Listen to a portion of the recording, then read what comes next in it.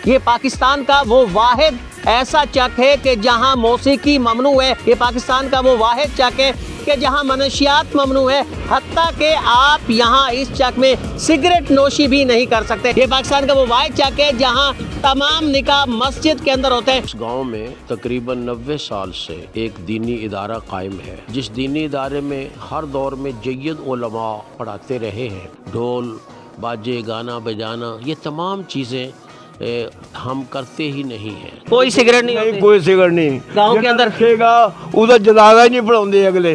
Digital Pakistan की videos देखने के लिए हमारा चैनल सब्सक्राइब कीजिए और बेल आइकॉन को प्रेस कीजिए ताकि आप हर वीडियो से बाखबर रह सकें।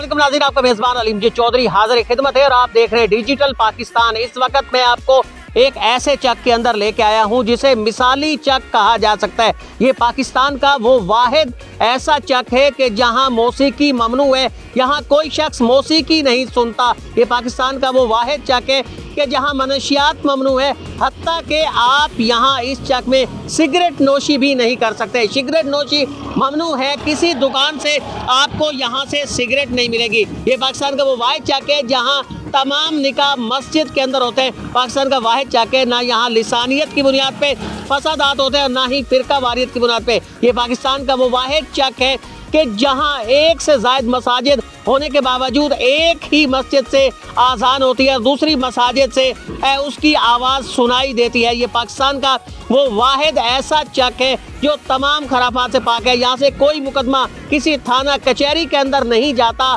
और तमाम मुकदमात के फैसले मस्जिद के अंदर होते हैं, जो मरकज़ी हैसियत की हामिल है। नौजवानों की तंजीम गाँव की सफाई का ख्याल करती है। तो लिए चलते हैं आपको इसी चक 493 गाफ बे ओडा वाला में। यहाँ मेरे साथ दुकानदार मौजूद है, उनसे हम जानने की कोशिश करते हैं कि क्या वाकई 493 ओडा वाला में सिगरेट नहीं मिलती, आखिर नहीं मिलती तो उसकी वजह क्या है। दुकानदार से जानने की हम कोशिश करते हैं। दुकानदार हमारे साथ मौजूद है, उनसे हम इस हवाले से जानेंगे।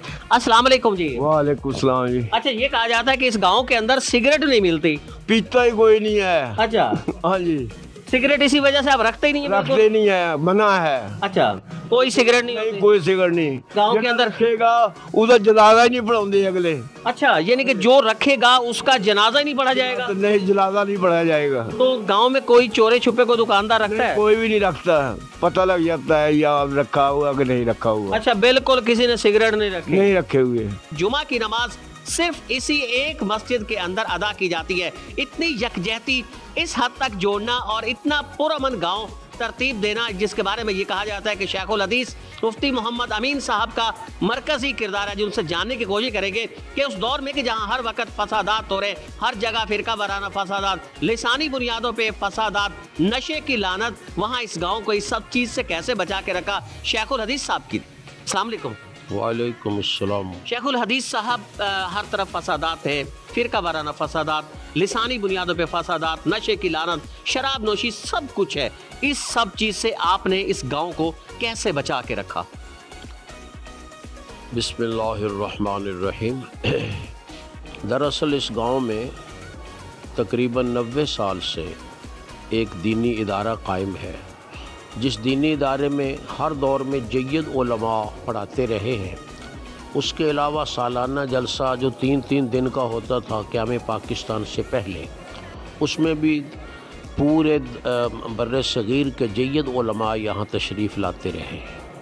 तो इन जय्यद उलमा के यहाँ रहने, पढ़ाने और तशरीफ़ लाने की वजह से लोगों में एक दीनी फ़ज़ा राइज हो गई है कि वो उलमा का एहतराम करते हैं और उलमा की बात मानते हैं।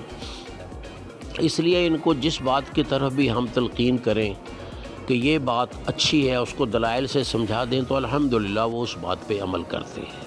कहा यह जाता है कि बड़ी तादाद के अंदर नमाजियों की होती है मस्जिद में, वाकई ऐसा होता है? हाँ, बिल्कुल ऐसे ही है अल्हम्दुलिल्लाह। जुमे के दिन तो यहाँ जगह भी नहीं मिलती है इतनी ज़्यादा, हालांकि मस्जिद काफ़ी वसी है और ये इधर भी तोसी इधर भी तोसी, फिर भी ये सब जगह भर जाती है। लोगों को दिक्कत पेश आती है जगह तलाश करने में। पूरे पाकिस्तान में ये देखा गया है कि जितने भी कब्रिस्तान हैं वहाँ कब्रें होती हैं, पुख्ता कब्रें होती हैं, कहीं कच्ची भी मिल जाती लेकिन पुख्ता कब्रें होती हैं। पाकिस्तान का ये वाहिद ऐसा गांव है, ऐसा चक है जहाँ एक भी पुख्ता कब्र नहीं है। इसकी वजह एक तो यही है कि यहाँ दीनी फ़ज़ा है और दीनी लिहाज से मना है कब्र को पक्का करना या कब्र के पे कतबा लगाना। इसलिए दूसरी बात यह कि ये पूरे चक का मसलक अहल हदीस है। कौम भी एक है, जट हैं सब, ये तमाम लोग जट हैं जो ज़िम्मेदार हैं और अहल हदीस हैं। तो इसलिए इस दीनी फ़ज़ा के मौजूदगी में किसी शख्स को ये ख्याल ही नहीं आता कि कोई पक्की कब्र बनाए या कतबा लगाए या अपने लिए जगह मखसूस करे, बल्कि तरतीब के साथ कब्रें बनती हैं, जिसका नंबर आ गया बस उसकी कब्र बन जाएगी। इसलिए हमारा कब्रिस्तान अल्हम्दुलिल्लाह पक्की ईंटों से, कतबों से बिल्कुल महफूज है। हर गांव में देखा गया है, हर शहर में, हर कस्बे में कि कहीं ना कहीं कोई शराब नोशी भी करता होगा, मनशियात का इस्तेमाल भी करता होगा। आप सिगरेट भी नहीं पीने देते हैं? असल बात यह है कि सिगरेट नशे की बुनियाद है। जो शख्स नशा करता है वो सिगरेट ज़रूर पीता है, और जो शख्स सिगरेट नहीं पीता वो कभी भी नशे के करीब नहीं जाएगा।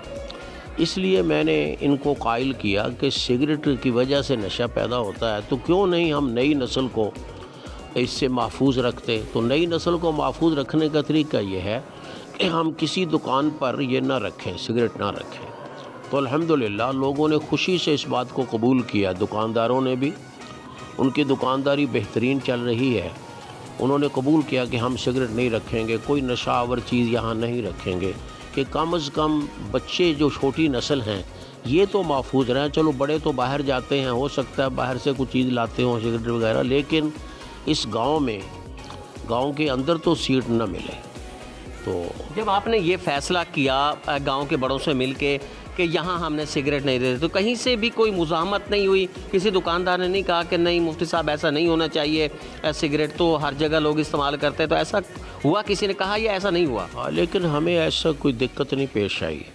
अल्हम्दुलिल्लाह सब दुकानदारों ने रज़ाकाराना तौर पर इस बात को तस्लीम किया। कोई जुर्माना नहीं रखा गया था, कोई सज़ा तजवीज़ नहीं की गई थी, लेकिन जैसे मैंने पहले कहा कि दीनी मिजाज होने की वजह से वो ख़ुद ब खुद ही सही बात को कबूल करते हैं। ये भी कहा जाता है कि नौजवानों की एक ऐसी तंजीम यहाँ काम करती है कि जो गांव की सफाई के तमाम निज़ाम को खुद संभालती है नौजवानों के।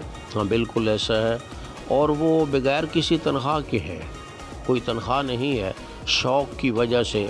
यहाँ एक अब्दुल्ला भाई हैं, उनकी क़ियादत में वो गांव के जो भी लड़के फ़ारुग होते हैं तो वो बजाय इसके कि आवारागर्दी करें तो वो उसके पास पहुंच जाते हैं, कोई ना कोई सफाई का काम शुरू हो जाता है। वाक़यातन ये ऐसे ही है, और ये भी रज़ाकाराना बुनियाद पे है, यहाँ कोई तनख्वाह वगैरह मसला नहीं है।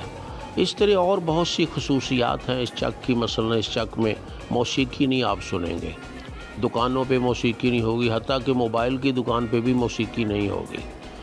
वैसे कारों में, दूसरों में हमारे गांव की हद तक खामोशी रहती है। जब कोई आदमी दाखिल होता है तो वो हमारे गांव की हदूद से शुरू करके आखिर तक वो बंद कर देता है अपना रिकॉर्ड, जो कुछ भी है मौसीकी से महफूज है। शादियों में भी मौसीकी से महफूज है। ढोल बाजे, गाना बजाना, ये तमाम चीज़ें हम करते ही नहीं हैं, किसी का ज़हन ही इस तरफ नहीं जाता है। इसलिए बड़े सुकून के साथ यहाँ शादियाँ सरअंजाम पाती हैं। शेखुल हदीस मुफ्ती मोहम्मद अमीन साहब हमारे साथ थे।